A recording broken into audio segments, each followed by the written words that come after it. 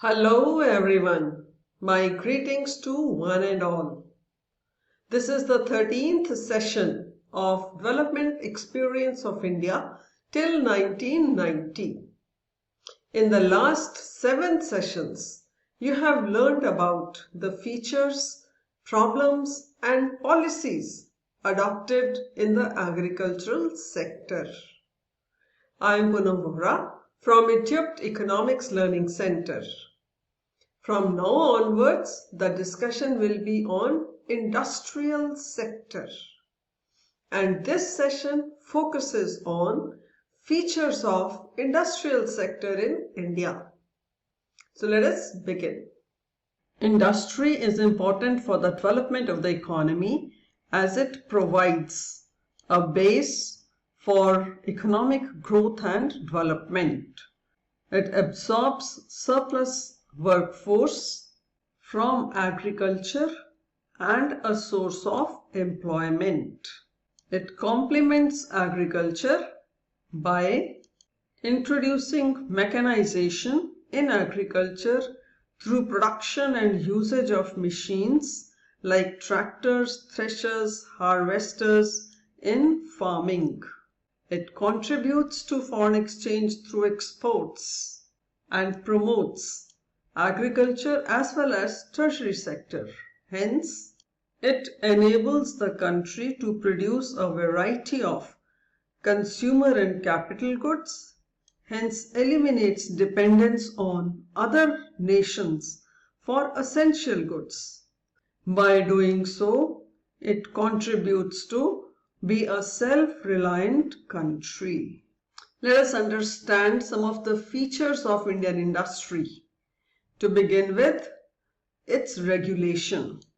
Industries were regulated through Industrial Policy Resolution of 1948 as the first policy of independent India. Its focus was that state must play an active role in the development of industries, with government stressing on socialistic pattern of society. This policy remained in force for 8 years. Then Industries Development and Regulation Act 1951 was passed to control and regulate the industrial development in the country. Industrial Policy Resolution was modified in the year 1956 with certain changes made in the earlier policy resolution. Next important feature is indebtedness. Growth was accompanied by considerable increase in indebtedness as there was an increase in external financial assistance. Growth of industrialization was characterized by heavy inflow of foreign aid. The share of foreign aid as a proportion of gross investment of national income increased dramatically, and interest payments on huge accumulated debt was quite high. The entire industrialization drive was though impressive but far from being financially self-reliant. Along with external financial assistance, technological dependence also increased, and with it the role of multinationals. Foreign capital went into technologically intensive areas produced mainly for domestic market. The working of industries was through joint ventures, with Indian partners having minority shares. So the actual flow of investment into India was small and outflow of investment was actually greater than the inflow. Outflow was in the form of royalties, technical fees and dividends, which resulted in negative balance of payment. So there was negligible impact on either the unemployment situation or sectoral distribution of the workforce. The annual compound growth rate of factory employment was just 2.9% during 1951 to 1968. Urban unemployment experienced natural growth over time and absorbed immigrants from rural areas. The economic stagnation persisted since mid-60s and continued after 1968, which worsened the unemployment situation. Now assess yourself and identify whether the following statement is true or false. The statement is, growth of industries add to unemployment. Please check your answer. This is a false statement. Growth of industries actually absorbs the surplus of manpower from agricultural sector.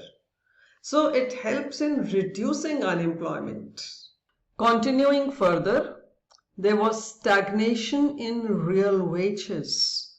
According to the report of National Commission for Labour, the real wages almost remained same, but post 1972 inflation together with decline in money earnings during emergency brought the real income to a very low level. With changing industrial composition and creation of skilled jobs, opportunities have not been opened up, and stagnation remained for unskilled workers. Most of the employment growth has been contributed by the informal, unorganized sector in the categories of casual and contract labor. Next is existence of small industry. This is one of the most important feature of industry because it comprises of 95% of industrial units in the country, which contribute 40% of the gross value added in manufacturing sector, 34% of exports, and helps in mitigating the unemployment problem and facilitates the growth of industrial sector. The small industry was defined in terms of the investment made. In 1960, there were 37,000 small-scale industrial units, which increased to 19.40 lakh units in 1990-91. There also existed concentration of economic power. There exist government-owned and privately owned companies. The size of both in number and capital has grown very fast. The government companies were responsible for the heavy industry, and in the private sector there were public limited and private limited companies. Public limited companies were large and are 12% of the total public limited companies, which accounted for more than 3/4 paid up capital of the private corporate sector. There also exists high degree of concentration, implying that a small number of large-sized companies enjoyed a dominant place. As per the official sources, the overall assets of top 20 business houses multiplied more than 5 times during 1972 to 84, as given by CSO. Now have a look at this question. You are given some information. You need to answer one question on the basis of the information provided. I will read it for you. According to the Economic Times Research Bureau, in 1987-88, there were 251 big companies in private sector, in which 101 are considered giant and 150 as mini giant. The biggest in these is the Reliance Industries, followed by Tata Steel, Larsen & Toubro, Tata Engineering, JK Synthetics, and Southern Petrochemicals. The question to you is, state 2 reasons for industrial concentration before 1991? Please check your answer. Two major reasons for industrial concentration were: 1. Industrial licensing policies, as it led to the growth of monopolies and favored bigger size companies. 2. Credit policies of commercial and developmental banks and other financial institutions favored big industries by following such a lending policy that clearly discriminates them from small producers. Continuing further, with the adoption of mixed economic system, there was coexistence of public and private sector. All these industries were divided between these two sectors only, and it all started with Industrial Policy Resolution of 1945, then in 1948 and in 1956. In mixed economy, private enterprises were unwilling to invest in heavy and basic industries because huge investment was involved. Hence, basic and heavy industries were the responsibility of public sector, whereas the entire group of consumer goods industries, durables and non-durables, were the responsibility of private sector.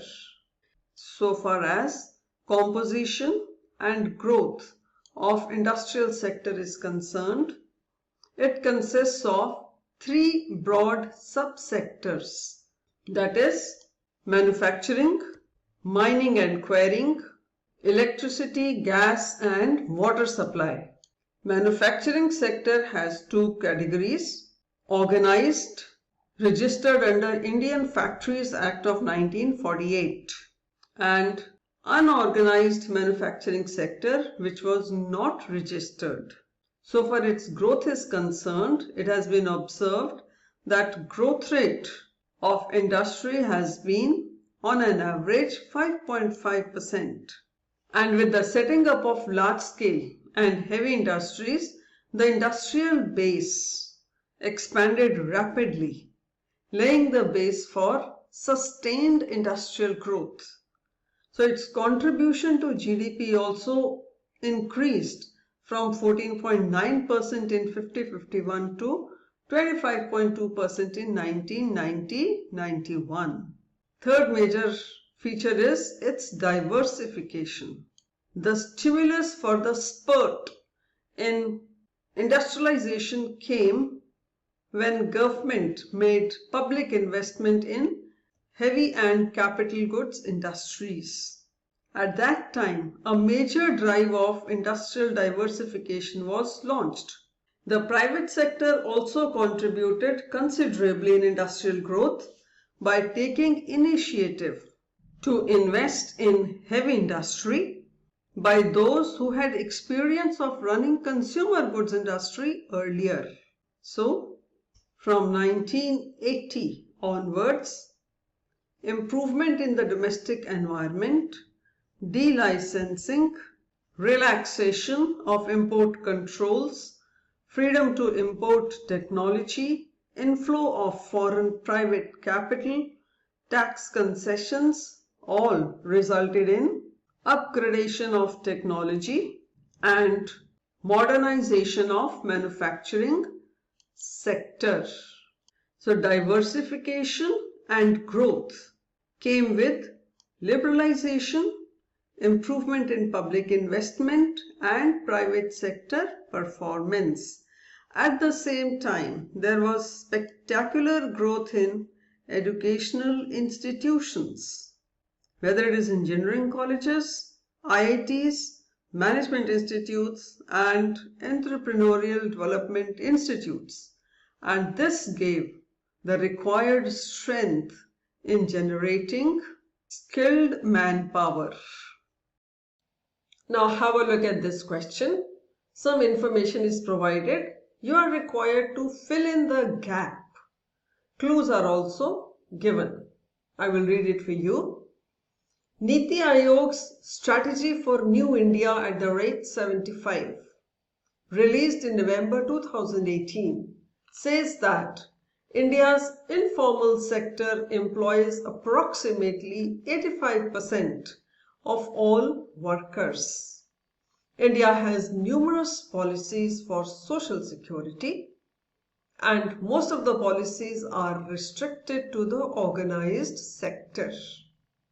The government announced the DASH scheme that is meant to provide social security for unorganized workers. The clues are option A, Pradhan Mantri Jan Dhan Yojana, B, Pradhan Mantri Jeevan Jyoti Bima Yojana, C, Pradhan Mantri Shram Yogi Man Dhan, and D, Stand Up India Strategy. Please check your answer. The correct answer is the government announced Pradhan Mantri Shram Yogi Man Dhan scheme that is meant to provide social security to unorganized workers. I hope you have understood some of the features of industrial sector before 1991. With this, the session comes to an end. The next session focuses on problems faced by industrial sector. Till then, keep reading, keep learning, and keep practicing.